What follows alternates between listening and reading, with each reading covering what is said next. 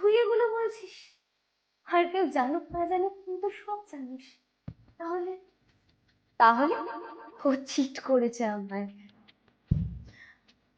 আচ্ছা, ও তো আগেই জানতো আমি সুন্দর নই, তাহলে কেন বলতো আমি যেমন ওর আমাকে তেমনি পছন্দ? ওর জন্য নাকি আমি পারফেক্ট? মেয়েটা অনেক সুন্দর বুঝি, ফর্সা।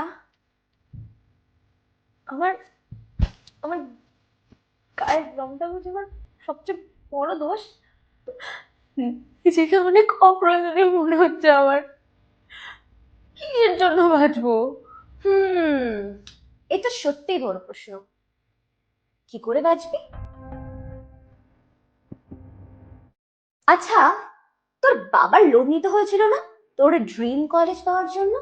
আর তুই নাকি চাকরি পেয়ে সবার আগে তোর অ্যাডমিশনের জন্য তোর মায়ের বেঁচে দেওয়া দুটাই সবার আগে কিনে দিবি? এটাই নাকি তোর স্বপ্ন? তুই নাকি সবার থেকে আলাদা ভাবিস?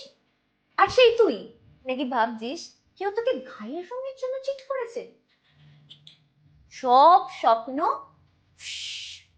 একটা ছেলেতেই শেষ। কারোর গায়ের রং সস্তা হয় না, মানুষের নজর সস্তা হয়।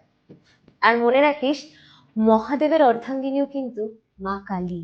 তুই ফর্সা হলেও ও সেটাই করতো যেটা আজকে ও করেছে। কারণ নতুনের মধ্যে যাদের ভালোবাসার খোঁজ সবসময় লেগে থাকে, আসল ভালোবাসার মর্মটাই তারা বোঝে না। তুই লজ্জা পা, এটার জন্য নয় যে ও তোকে চিট করেছে, এটার জন্য যে যারা তোর জন্য বাঁচে তুই তাদের চিট করে পালাচ্ছিস। আর তোর মতো মেয়েদের মরেই যাওয়া উচিত। তাই তুই মরে যা, যা, যা।